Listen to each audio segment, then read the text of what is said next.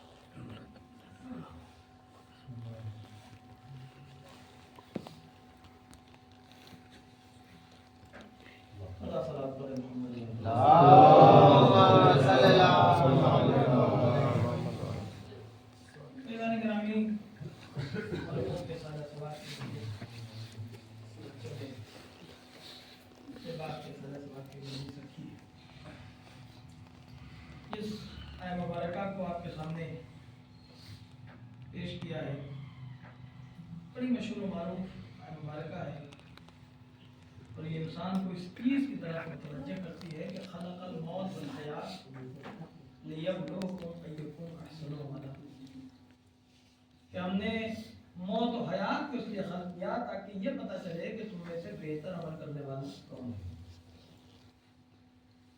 اس وقت پوری دنیا میں زیادہ تر جو اموات ہیں موتیں ہیں وہ نہیں ہیں ایک چھوٹی سی چیز انسان کے دل میں ہے جس کا نام ہے دل۔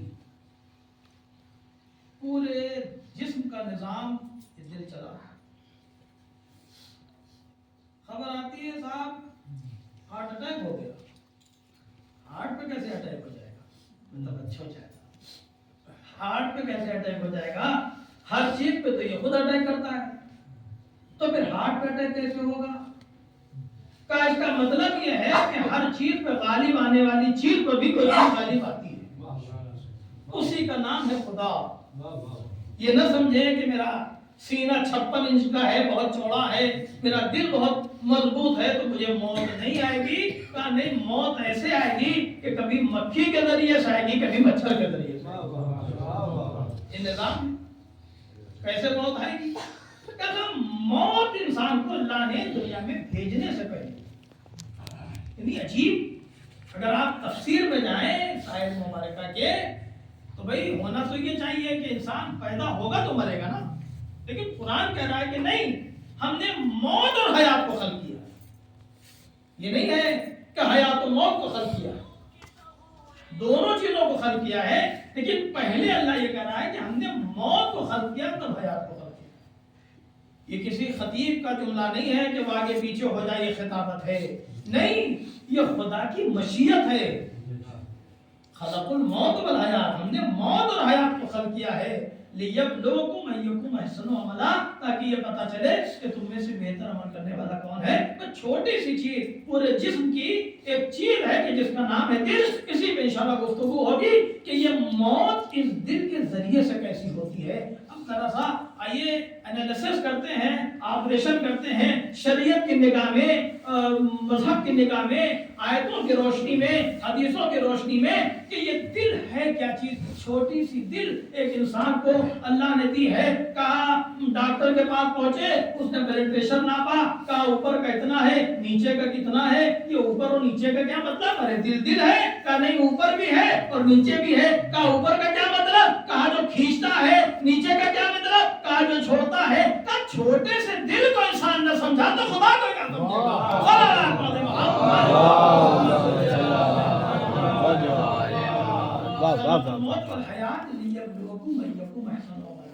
मैं यही करो कि जुमला आपकी खिदमत में करना चाहता हूँ कि तब इसके कि मोहलत खत्म हो जाए, होशियार सबसे बड़ी चीज, तब इसके कि मोहलत खत्म हो जाए और इंसान फिर कुछ कर नहीं सकता।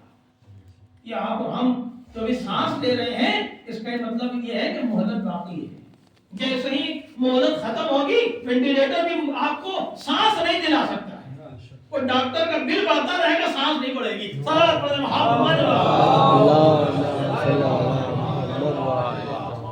आइए कि ये दिल जो इंसान का है, एक बहुत मशहूर डॉक्टर गुजरा है, डॉक्टर बॉर्ड नॉर्वे, अमेरिका का डॉक्टर।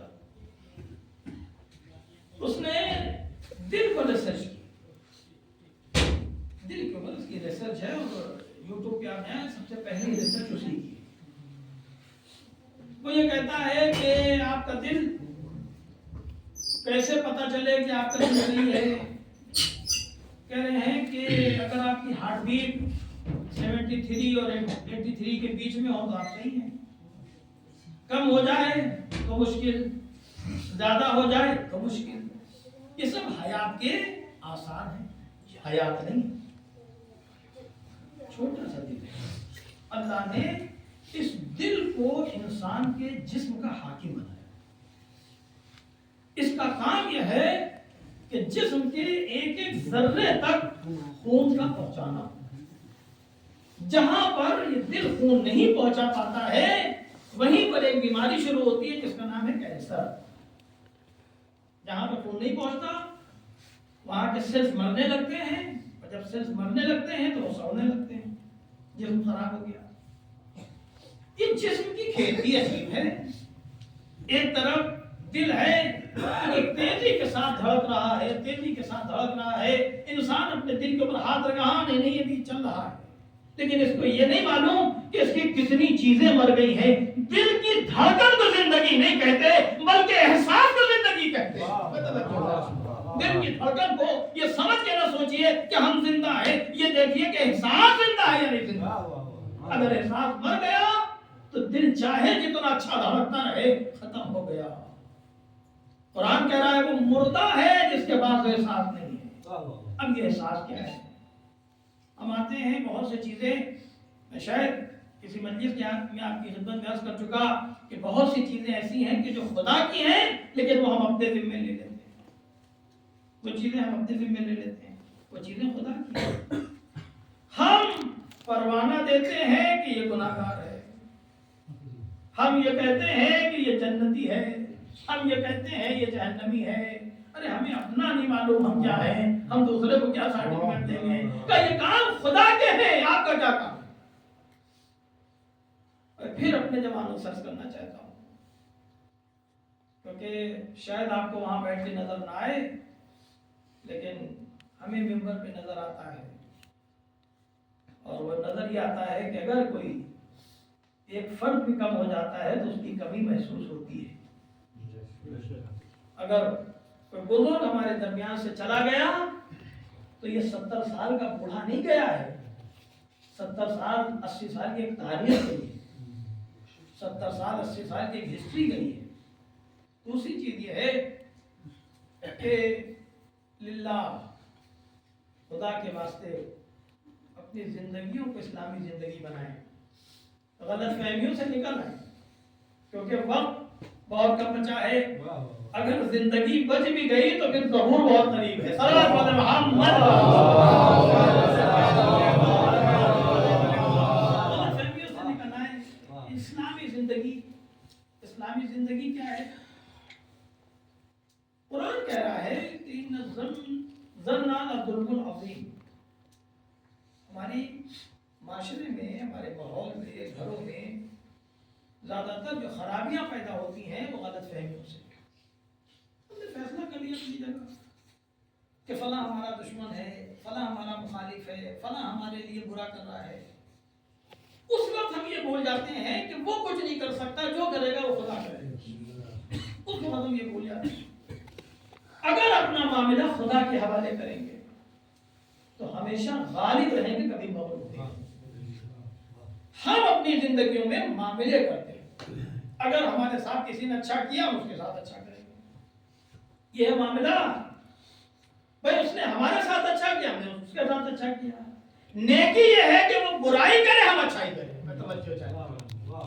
نیکی وہ برائی کرے ہم اچھائی کریں تو ہے نیکی. عزیزان گرامی، اس اگر دل کو لے لیا جائے تو یہ دل آپ کے اعضاء و جوارح کا رئیس یعنی سردار حاکم ہے. اس دل کے حکم سے بہت سی چیزیں چلتی ہیں. پھر اس کا ایک وزیر ہے کہ جس کا نام ہے دماغ. مشورہ ہوتا ہے.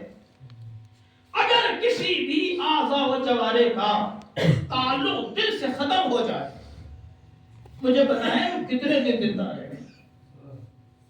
اگر ذرا سا ڈسکنیکٹ ہو جائے، حتیٰ یہ کہ اگر ایک نس انسان کی بھڑک جائے جو خدا نے رکھا ہے، جس چیز کو دیکھا ہے، اگر خالی ناک کے اندر کی ایک ہڈی بڑھ جائے، ناک کے اندر کی ایک معمولی سی ہڈی بڑھ جائے، وہ بھی انچوں میں نہیں بلکہ بہت معمولی میکروبس میں بڑھ جائے، کا صاحب سانس لینے میں دقت ہے. کیا مطلب؟ لیکن دین غور کا نام ہے. کیا مطلب؟ ارے تھوڑی سی تو بڑی، بال برابر تو بڑی ہے. کبھی وہ بال برابر بھی اس نے نظام کو بدل دیا ہے. اب سانس جیسے آ رہی ہے ویسے سانس نہیں آ رہی ہے. مجھے کہنے دیجئے کہ اگر خدا کی بنائے ہوئے نظام میں ایک بال برابر بھی چینجز آ جائیں تو انسان پریشان ہو جاتا ہے. اتنی خدا کی مخالفتیں کرنے کے بعد انسان زندہ ہے. یہ رحمانیت ہے یا نہیں ہے؟ رحمانیت ہے. اس کے باوجود بھی کس سے شاکی ہے؟ خدا سے شاکی ہے. کیوں شاکی ہے؟ فلاں کو دے دیا، ہم کو نہیں دیا. مجھے کہنے دیجئے پتہ نہیں اس نعمت کے ساتھ کتنی مصیبتیں دی ہیں اور اس ایک مصیبت کے ساتھ کتنی مصیبتوں سے بچا لیا ہے. صلوات پڑھتے محمد.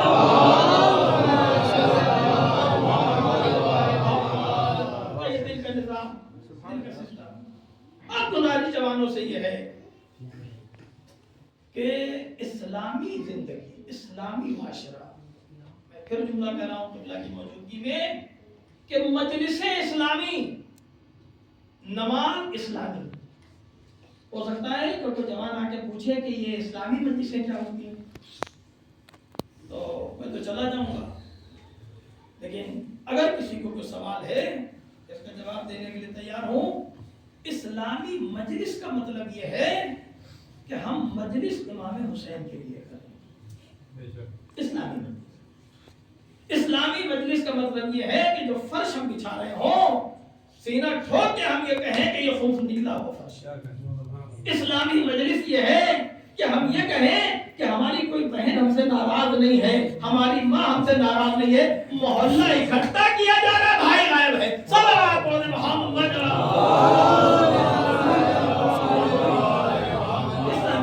اسلامی مجلس کا مطلب یہ ہے کہ ہماری ہر چیز خدا کے حکم کے مطابق. امام زمانہ راضی حکم سے خطیب آیا، اسلامی خطیب، خطیب بھی اسلامی ہو ہے نا. کا اسلامی خطیب وہ ہے کہ جو آ کے آپ کو آپ کی غلطیاں بتائے، آپ کے جذبات سے کھیل کے نعرے لگوا کے نہ چلا جائے. صلوات علی محمد.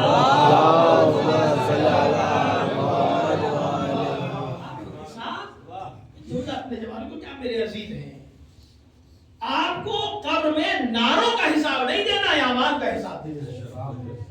اور نعرہ دل سے لگتا ہے، دل سے مطلب کہ اگر مصلی عبادت پر کھڑے ہو کے آپ خدا کے خضوع اور خشوع میں ڈوب جائیں اور پھر آپ یہ کہیں استغفر اللہ ربی من کل ذنب واتوب بولیں، خدا یہ کہتا ہے مجھے شرم آتی ہے کہ میں اس بندے کی طرف رحمت سے نظر نہ کروں۔ اس مہلت کو غنیمت جانے، یہ ماہ رجب کا مہینہ خالی ٹکیوں کا مہینہ نہیں ہے، خالی امام علی علیہ السلام کی ولادت کا مہینہ نہیں ہے، مغفرت کا مہینہ۔ یہ چند دن اس ایام کے بچے، اس میں روزہ بہت تاکید ہے، ہزاری روزہ، ہزاری۔ اب 1000 لوگ کہیں گے کہ بھئی پھر رمضان میں چھٹی ہو جائے 1000 ہو گیا کہ نہیں، سوال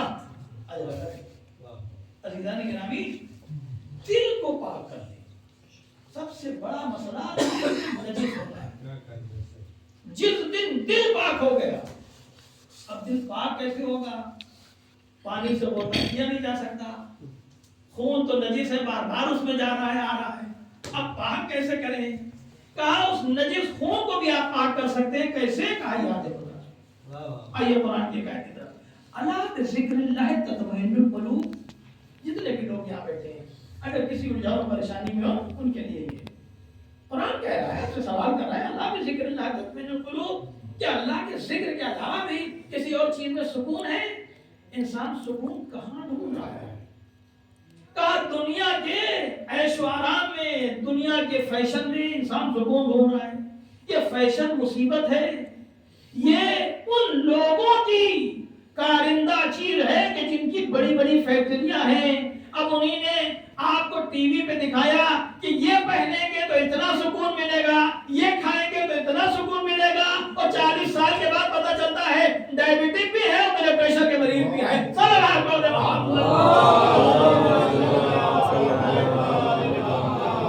تو عزیزان گرامی، اسلامی زندگی یہ ہے کہ سب سے پہلے غلط فہمیوں کو دور کیا جائے۔ دل کو پاک کرنے کے لیے سب سے پہلے ضروری ہے غذا کا پاک ہونا۔ ہم لوگ زیادہ مال کے چکر میں ہیں، پاک مال کے چکر میں نہیں۔ ہم لوگوں کو چاہیے زیادہ مال، تو چاہے جیسے آئے، پر نہیں، یہ مال مصیبت ہے۔ قرآن کہہ رہا ہے المال والبنون زینت الحیات الدنیا، جس کے 10 لڑکے ہیں وہ بھی پریشان اور جس کا ایک ہے وہ بھی پریشان۔ ایمان بچانے پہ اگر آئے، لیکن قرآن کی روایت کے مطابق، قرآن کے تفسیر کے مطابق، قرآن کی تشریح کے مطابق آپ اگر دیکھیں کہ ایمان بچانا کتنا آسان ہے، اور یہی پیمانہ ہے خدا کا، یہی پیمانہ ہے۔ میاں بیوی کا رشتہ بہت قریبی رشتہ ہے۔ بہت سے راز ایسے ہیں کہ بھائی اپنی بہن سے نہیں بتاتا، بیٹا اپنی ماں سے نہیں بتاتا، لیکن بیوی کو بتاتا ہے۔ بیوی اپنی ماں سے نہیں بتاتی لیکن اپنے شوہر سے راز بتاتی ہے۔ اتنا قریبی رشتہ ہونے کے بعد قرآن نے جو ایمان کی مثال دی ہے وہ فرعون کی بیوی کی مثال ہے۔ فرعون کے ساتھ رہی اور رہنے کے بعد اپنے ایمان کو بچایا۔ کیسے بچایا؟ تو مومن آل فرعون کا آپ نے واقعہ سنا ہوگا کہ وہ جو کنگھی کرتی تھی، کنگھی کے لیے اس نے بسم اللہ کہا، وہ کسی اور موقع پہ، لیکن آج صرف اتنا کہ فرعون کے دربار میں رہ کے جناب آسیہ نے اپنا ایمان بچایا۔ بہت سے لوگ اس وقت چائنا میں ہیں لیکن اپنا ایمان بچائے ہوئے۔ مجھے بڑا تعجب ہوا، ناصران امام زمانہ میں 19 لوگ چائنا میں، 19 لوگ۔ ہم نے اپنے دوست سے پوچھا، ہم نے کہا کہ یہ آخر وجہ کیا ہے؟ تو اس نے کہا کہ ہمارے استاد نے، ہمارے دوست کے استاد نے یہ چیز بتائی۔ کہا چائنا میں لوگ سامان تو بڑی آسانی سے ایکسپورٹ کرتے ہیں لیکن دین بڑی مشکل سے بچاتے ہیں۔ آپ جانتے ہیں کیونکہ اس کے استاد ایران چائنا گئے ہوئے، تو انہیں بتایا کہ جب وہ لوگ وہاں پہ روزہ رکھتے ہیں تو چائنیز کو بلا کے شراب پلائی جاتی ہے کہ ان کا روزہ توڑا جائے۔ اس دور میں وہ اپنا دین بچائے۔ میں توجہ چاہتا ہوں جوانوں کے لیے، شب جمعہ ہے، شب مغفرت ہے، اور رجب کے آخری ایام ہے، اس لیے کہ اگر ہم کو دین بچانا بہت آسان ہے، بہت آسان ہے، صرف اور صرف دل کا پاک کر لے اور سارا دین آپ کا بچ جائے۔ وہ لوگ چائنا میں جب وہ روزہ رکھتے ہیں تو وہ حرام طریقے سے ان کو سور کا گوشت کھلایا جاتا ہے، ان سے ان کی داڑھی منڈوائی جاتی ہے، زبردستی کی جاتی ہے، ان مشکلات میں رہ کے وہ اپنا دین بچا رہے ہیں۔ اور ایک بات آپ کو اور بتا دیں کہ چائنا میں بڑی تیزی کے ساتھ شیعت پھیل رہی ہے، بہت تیزی کے ساتھ، اور وہ ایسے پھیل رہی ہے کہ جب ہم لوگ ایران میں تھے تو کچھ لوگ چائنا کے بھی وہاں پہ تھے، ان سے جب ان لوگوں سے بات ہوتی تھی تو وہ بڑے حیران اور پریشان رہتے تھے۔ اذان کی آواز جیسے سنتے تھے تو جس طریقے سے کان کھڑے ہو جاتے ہیں، کہتے ہیں اذان ہو رہی ہے، اذان ہو رہی ہے، کہ نہیں ہمارے گھر اذان نہیں ہو سکتی، کیوں؟ کہنے لگے فوراً گھر میں آگ لگا دیتے ہیں۔ اب مجھے یہ کہنے دیجئے کہ وہ اتنی مصیبتوں میں اپنے دین پر قائم ہیں، آپ اتنی آسانیوں میں بے دین کیوں ہیں؟ دیکھیں سیدھا سوال ہے، کیونکہ آپ اپنے ہیں اور آپ کا نقصان کو اپنا نقصان سمجھتے ہیں، آپ کے فائدے کو اپنا فائدہ سمجھتے ہیں، اس لیے عرض کر رہے ہیں کہ یہ بے دینی، یہ ظاہری دین یہ کام نہیں آئے گا۔ اگر کام آئے گا تو صرف دین کام آئے گا، اور وہ دین کام آئے گا کہ جو دین واقعی ہے، یہ دکھاوے اور ریاکاری والا دین کام نہیں آئے گا۔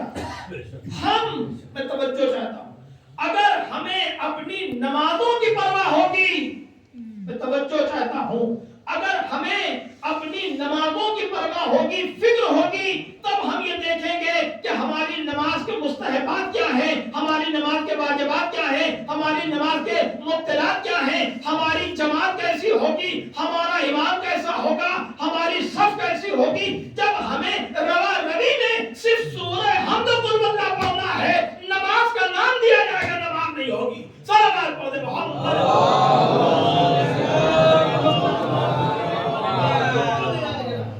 ایک بات ہے آپ کی ذہنوں کو دماغ، یہ جو دن ہے انسان کا 24 گھنٹے میں کتنی بار یہ دل دھڑکتا ہے؟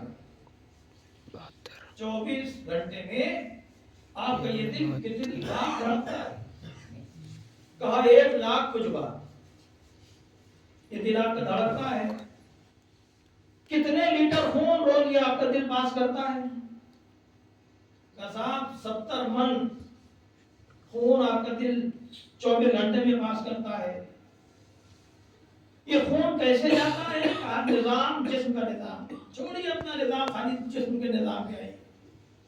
کہا یہ دل کام کرتا ہے، خون اس کو سپلائی ہوتا ہے، خون کہاں سے بنتا ہے؟ کہاں پر کھاتے ہیں کوئی چیز تو وہ 4 چیزوں میں تقسیم ہو جاتی ہے، مضغہ ہوتی ہے، صفرہ ہوتی ہے، سودا ہوتی ہے، یہ تمام چیزیں ہوتی ہیں، پھر آخری چیز جو بچتی ہے اس کو کہا جاتا ہے خون۔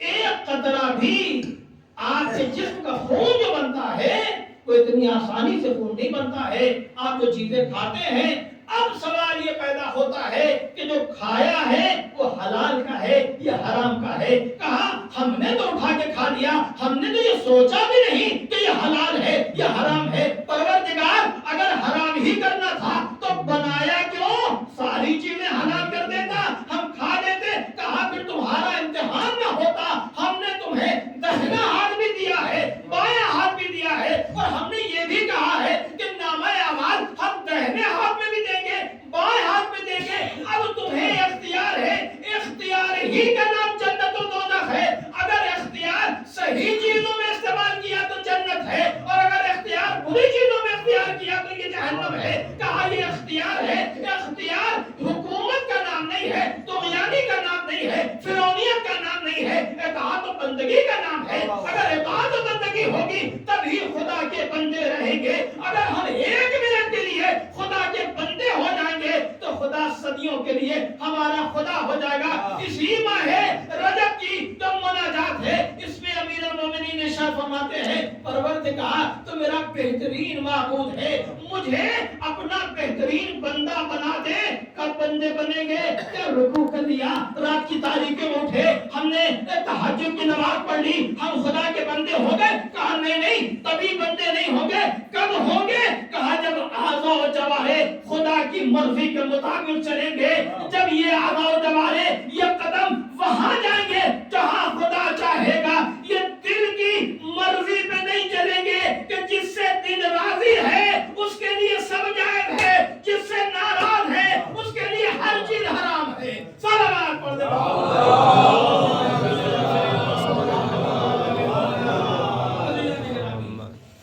दुनिया में इंसान आया है सेवा पर जाना है।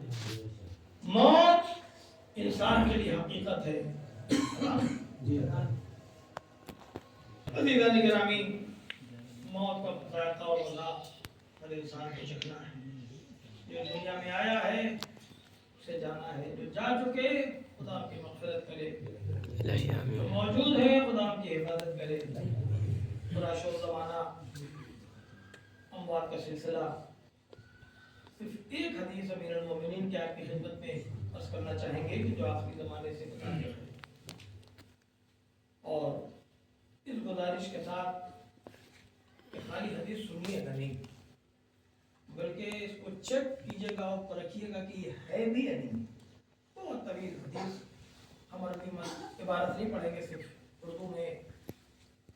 अमीरुल मोमिनीन से अमीरुल मोमिनीन के एक सहाबी ने पूछा कि जब आपने इरशाद फरमाया कि आखिरी दौर, आखिरी ज़माना जो होगा, उस ज़माने के ईमान बड़े मुस्तहकम होंगे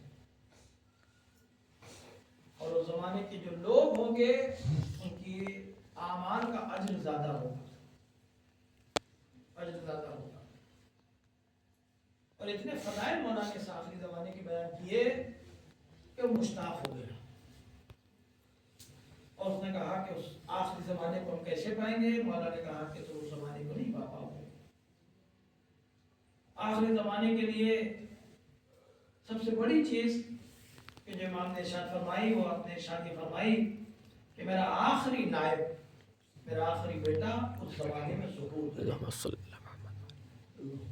आपकी कदर व कीमत इस वजह से ज़्यादा है कि आज से 50 साल पहले अगर आप जाएं, गुनाह के इतने असबाब फराहम नहीं थे जितना अब। 10-15 साल पहले, 20 साल पहले आप जाएं तो उस वक्त गुनाह इतने नहीं थे जितने अब हैं। अब यूं कह दूं कि जन्नत और दोज़ख आप अपनी जेब में रख के चल रहे हैं। छोटी सी चीज है, मैंने अभी आपकी खिदमत में अर्ज़ किया कि आपका इस्तेमाल, आपका इख्तियार, ये पैमाना है जन्नत और दोज़ख। आप चाहें एक गोशे और किनारे में बैठ के भी आप गुनाह कर सकते हैं, आप चाहें गुनाहों की बस्ती में रह के आप इबादत कर सकते हैं। बहुत से लोग ऐसे हैं अमेरिका में जिनको मैं जानता हूं, वो ये कहते हैं कि हम जब जात पे जाते हैं तो वहां पर माहौल ऐसा है कि हम नमाज नहीं पढ़ सकते। तो फिर आप नमाज कहाँ पढ़ते हैं? कहा भाई नमाज पढ़ना है, नमाज अगर कज़ा हो गई रोज़ी हराम हो जाएगी। फिर क्या करते हैं? तो कहने लगे कि जो बाथरूम है उसके बाहर जो जगह है मैं वहां पर कपड़ा बिछा के नमाज पढ़ता हूँ। पर ये बात आपके सामने से इसलिए कही कि अगर अल्लाह उसको और आपको सामने खड़ा करे, आप इख्तियार रख के बैठे हुए आपने नमाज अदा कर दी, खुदा ना खास्ता, खुदा ना खास्ता, उसने दुश्मनों के दरमियान में अल्लाह की इबादत की। अब आप ये बताइए कि खुदा का मुखलिस बंदा, खुदा का मुती और फरमाबरदार बंदा कौन? कहा मैंने भी आपकी खिदमत में अर्ज़ किया कि ईमान बचाना इतना आसान है अल्लाह ने, क्योंकि ईमान का जो जगह रखी वो दिल, लेकिन मुश्किल यह है कि दिल पहले से इतना बिजी है कि ईमान जाते ही इतना ज्यादा ये दिल में रश हो गया है कि अच्छी बातें जाती नहीं, बुरों की दुश्मनी इतनी ज्यादा दिल में बैठी है कि अल्लाह की मोहब्बत जाती ही नहीं। अमीरुल मोमिनीन इरशाद फरमा रहे हैं कि अपने घर को ऐसा खाली, ऐसा साफ रखो कि सिवाय खुदा के दिल में कोई रहे ना। अगर तुम्हारा दिल ऐसा हो जाए किसी से कोई दुश्मनी नहीं, खता हुई हमने सबको माफ कर दिया और इंसान जाए, और जाने के बाद देखिए नफ्स का सौदा, ये सबसे पहली बात ये है कि शैतान का एक डिवाइस इंसान के दिल में है और वो है उसका नफ्स। اللہ کی ڈرائی جو ہے اس کا نام ہے دل. اب کیا ہے کہ شیطان جا کے نفس کو بھاگتا ہے اور یہ کہتا ہے ہم یہ کہاں کریں گے, ہم ان سے کیسے معافی مانگیں گے, ہم ان سے کیسے معذرت کریں گے, ہم ان کے پاس کیسے جائیں گے. کہا یہ کیا چیز ہے, کہا یہ شیطان ہے کہ جو نفس کو ابھار رہا ہے. یہ نفس اتنا شریر ہے, ہم اور آپ نہیں. جناب یوسف صدیق اللہ کے سچے نبی جنہیں اللہ نے کہا صدیق, اللہ نے جسے صدیق کہا ہے وہ یوسف ہے. اور جناب یوسف یہ کہتے ہیں ان النفس لامارۃ بالسوء الا ما رحم ربی, میرا نفس مجھے برائیوں کی طرف لے جا رہا تھا مگر میرے خدا نے مجھ پہ رحم کر دیا. جب نبی کا نفس برائیوں کی طرف لے جا سکتا ہے تو ہم اور آپ کیا حیثیت رکھتے ہیں.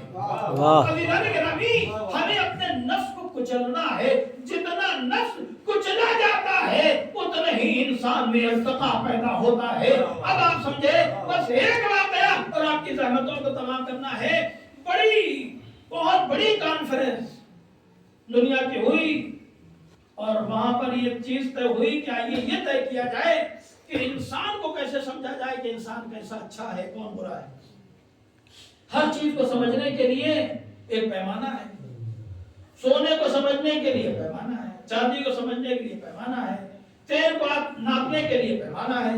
انسانیت کو کیسے ناپا جائے کہ کون انسان اچھا ہے کون انسان برا ہے, انسان کی ویلیو کیسے نکالی جائے. ایران کے بہت مشہور استاد تقی جعفری وہ اس کانفرنس پہ گئے. جب ان کی باری آئی تو وہ کھڑے ہو گئے. ڈنمارک میں یہ کانفرنس تھی. پوری دنیا کے لوگ پروفیسرز وہاں پہ آئے. استاد تقی جعفری اٹھے اور اٹھنے کے بعد انہوں نے یہ کہا کہ ابھی ہم یہ سن رہے تھے کہ انسان کو ناپنے کے لیے پیمانہ ہونا چاہیے. کیسے پتا چلے کہ انسان کی ویلیو کیا ہے. اچھے کپڑے پہن لینے تو اچھا تھوڑی ہو جائے گا. کوئی کسی کے پاس اگر پرانے کپڑے ہیں جائز و حلال کپڑے ہوں اس روڈ بورڈ سے اس کی زیادہ قیمت ہے خدا کی نظر میں. وہ دنیا والے فوٹو لینے کے لیے اچھے کپڑے پہنتے ہیں لیکن خدا تو اچھا کردار دیکھنا چاہتا ہے. استاد تقی جعفری انہوں نے کہا کہ میری نظر میں ایک پیمانہ ہے کہ جس سے یہ سمجھا جائے کہ انسان کی ویلیو و قیمت کیا ہے. پوری کانفرنس میں سناٹا چھا گیا. کہ ہم لوگ تو یہ سوچ رہے ہیں کہ پیمانہ نکالا جائے, کیسے اس کا اندازہ لگایا جائے کہ انسان کی ویلیو کیسے نکالی جائے. تو یہ پہلے ہمارے پاس ہے, وہ بھی امامہ آبا خبا پہنے ہوئے مولوی. پوری دنیا میں ایسے ہی سناٹا ہے مولویوں سے. ان کا یہ استاد تقی جعفری کھڑے ہوئے انہوں نے کہا کہ انسان کے ناپنے کا میری نظر میں جو پیمانہ ہے وہ یہ ہے کہ یہ دیکھا جائے کہ انسان خوش کس سے ہوتا ہے. جیسے ہی استاد تقی جعفری نے یہ جملہ کہا کہ یہ دیکھا جائے انسان کی ویلیو اگر نکالنا ہے تو یہ دیکھا جائے کہ انسان خوش کس سے ہوتا ہے. بس جس چیز سے خوش ہوتا ہے اس انسان کی وہی ویلیو ہے. اگر کوئی انسان گاڑی سے خوش ہو گیا اس کی ویلیو صرف گاڑی ہے. کوئی انسان گھر سے خوش ہو گیا اس کی ویلیو صرف گھر کے برابر ہے. کوئی انسان پیسے سے خوش ہو گیا اس کی ویلیو صرف اتنا پیسہ ہے. پورا مجمع کھڑا ہو کے تالیاں بجانے لگا. استاد تقی جعفری بیٹھ گئے اور بیٹھنے کے بعد جب وہ لوگ خاموش ہو گئے پھر استاد تقی جعفری کھڑے ہوئے. انہوں نے کہا کہ بھائی یہ جملہ میرا نہیں ہے بلکہ یہ جملہ میرے مولا امیر المومنین علی ابن ابی طالب کا ہے. پھر امیر المومنین کے لیے خاموشی سے کھڑے ہو کے ادائے احترام کیا. اے شیعوں تمہارا علی وہ ہے کہ ایک جملہ اگر کہہ دے تو پروفیسروں کی زبان بند ہو جاتی ہے. واہ واہ واہ. اس وجہ سے خاموش ہو کہ علی سے رشتہ ختم ہو گیا ہے. اگر رشتہ زندہ ہوتا تم بولتے دنیا خاموش رہتی. محمد واہ واہ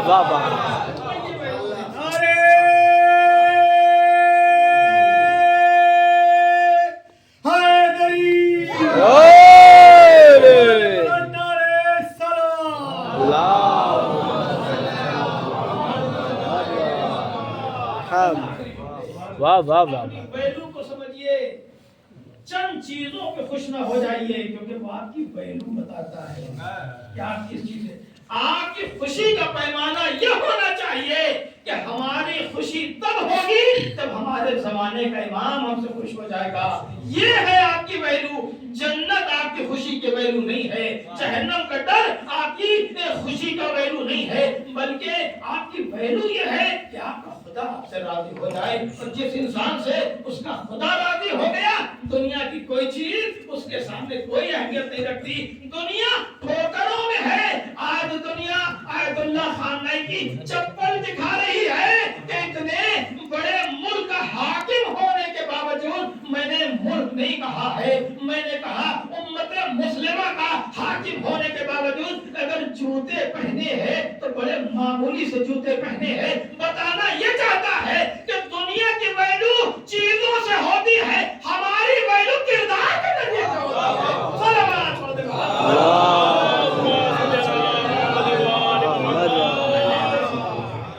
جیسا ہمارا کردار ہوگا. جب کردار ہوتا ہے تو پوری دنیا اسے مٹانے پہ لگی ہے, لیکن خدا اسے روز بلند کر دیتا ہے.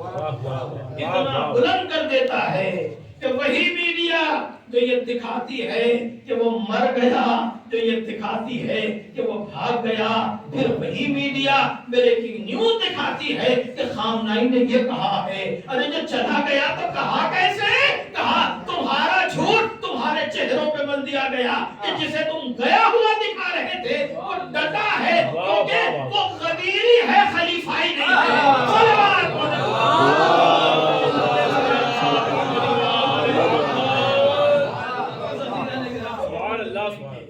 چند چیزیں اس مرحوم کے سلسلے میں اور آپ کی زحمتوں کو تمام کرنا ہے. شریعت یہ کہتی ہے, آپ کا مذہب یہ کہتا ہے کہ اچھائیوں پہ نظر رکھیے, اور اچھائیوں کا تذکرہ اگر کوئی دنیا سے چلا گیا تو پھر اب صرف اچھائیاں ہیں, اس کی برائیوں پر کوئی نظر نہیں. اس لیے کہ خدا ارحم الراحمین ہے.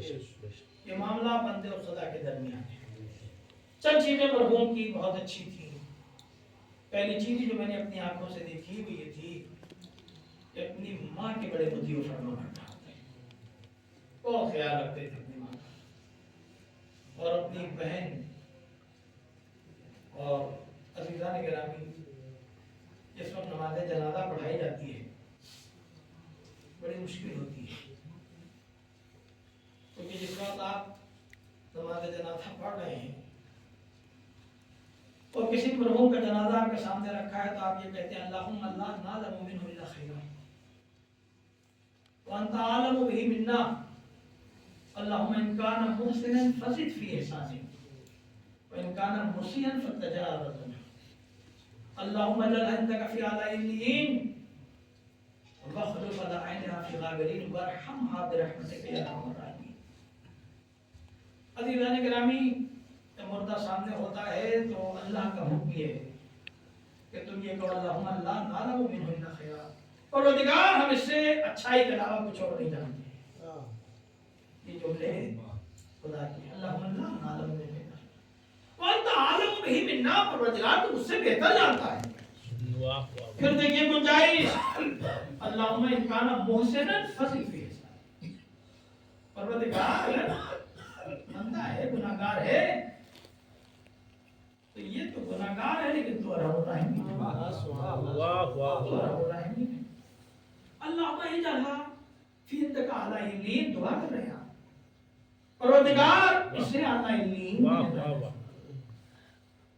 عزیزان گرامی, اس ارحم الراحمین ماننے والے پالنے والے خدا کے بندے آپ ہیں کہ جو یہ کہتا ہے کہ اگر 40 بندے گواہی دے دیں تو ہم اپنی دلیلیں ہٹا دیں. اگر 40 مومن یہ کہہ دیں پروردگار یہ نیک ہے تو خدا کہہ رہا بھی نیک ہے.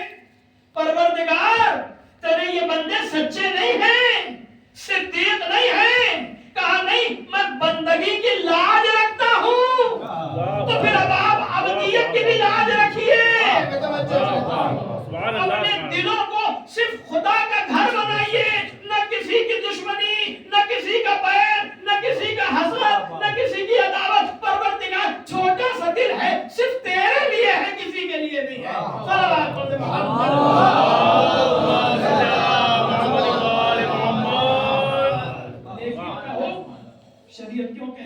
جناب موسیٰ آخری حواریوں نے موسیٰ کے ساتھ جا رہے ہیں.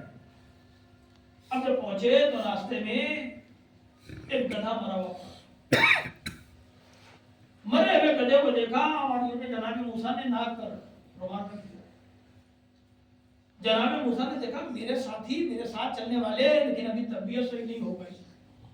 جناب موسیٰ پلٹے اور پلٹنے کے بعد اس گدھے کے سر پہ کھڑے ہو اور حواریوں نے موسیٰ نے دیکھا کہ جناب موسیٰ رومال نہیں لگایا ہے, بدبو آ رہی ہے, مرا ہوا کئی دنوں کو مرا گدھا ہے. جناب موسیٰ نے اس گدھے کے فضائل بیان کرنا شروع کیا. حواریوں نے موسیٰ, یہ اس زمانے کے ہادی اور رہنما لوگ تھے, بار آگے ہو جناب موسیٰ کے ساتھ. جناب موسیٰ نے کہا کہ گدھے کے داغ ہوتے ساتھ.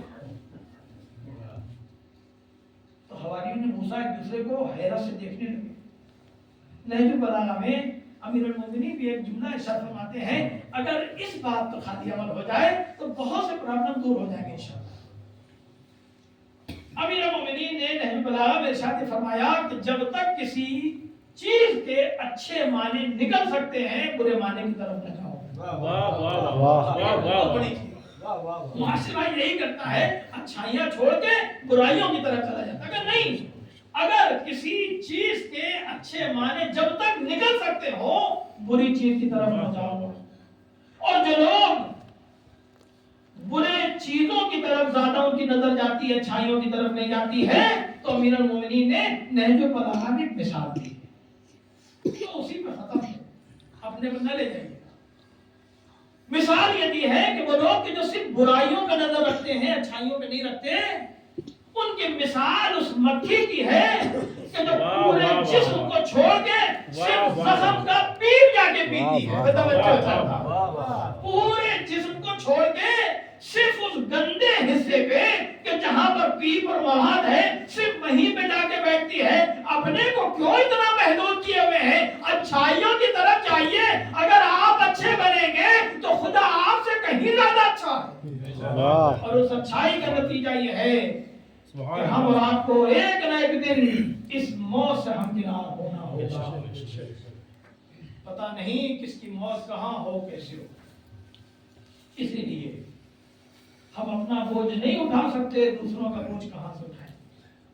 عزیزان گرامی, باپ چاہے جتنا ضعیف کیوں نہ ہو, چاہے جتنا عمر رسیدہ کیوں نہ ہو, لیکن جب اس دنیا سے جاتا ہے بچے چاہے جتنے بڑے ہی کیوں نہ ہو, چاہے جتنا عمر رسیدہ ہی کیوں نہ ہو, لیکن باپ کی فرقت کا اثر بچوں پہ ضرور ہوتا ہے.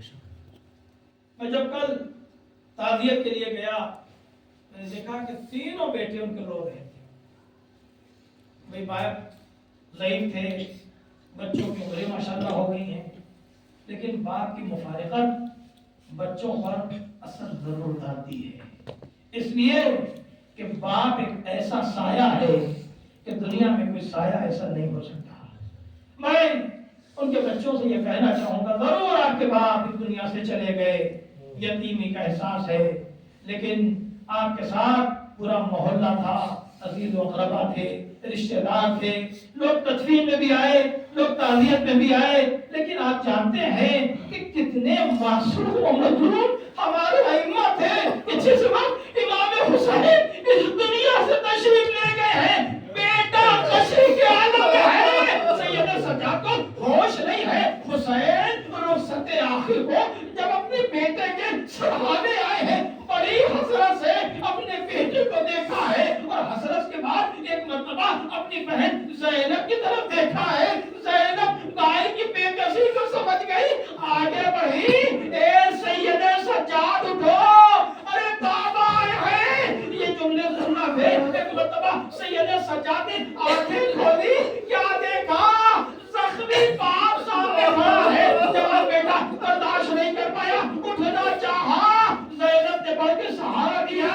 زین العابدین کیا چاہتے ہو؟ اے پھوپھی اماں, میرا عصا تو مجھے دے دیجئے. اے میرے لال, یہ عصا کیا کرو گے؟ کہا باپ کی نصرت کریں گے. ایک مرتبہ جناب زین العابدین نے امام حسین کے چہرے کی طرف دیکھا, باپ کی حسرت بھری نگاہ निगाहें नहीं मिला पाए, नजरों को नीचे करके ये पूछते हैं, ए बाबा, अरे मेरा भैया अली अकबर कहाँ है, मेरा भैया कासिम कहाँ है, चचा अब्बास कहाँ है, आवाज दी, ए बेटा ज़ैनुल आबिदीन, तुम्हारे चचा के बाजू कलम कर दिए गए, अली अकबर के कलेजे पे पर्ची रख गई, और सुनो, अरे ये अली अकबर का खून मेरे चेहरे पे मला हुआ है, ये सुनना था, ज़ैनुल आबिदीन कातिल बन गए। ए बाबा, मुझे इजाजत दीजिए ताकि मैं आपकी नुसरत कर सकूं। तो या आलमुल नबी व कलमुल परवरदिगार इसको मेरे महबूब मरहूम के दर्जात को बुलंद फरमा, मरहूम की मग़फ़िरत फरमा, परवरदिगार जो दुनिया से चले गए हैं उनकी मग़फ़िरत फरमा, जवारे मासूमीन में जगह अता फरमा। मेरे महबूब जो मोमिनीन हैं उनको सेहत और सलामती इनायत फरमा, महबूब मोमिनीन की तादाद को ज़्यादा फरमा, इनमें खुशहालियाँ और बरकत इनायत फरमा। परवरदिगार क़ल्ब नाज़रीन हज़रत हुज्जत को हम सलात दिए खुशनूर फरमा, इमाम ज़माना के ज़ुहूर में ताजीर फरमा, हम सबको उनके आवाम और सारे शुमार फरमा। रब्बना तक़ब्बल मिन्ना इन्नका अंतस समीउल अलीम। इल्तिमास है, मतलब हमद व क़ीमत रसूल मोहम्मद अली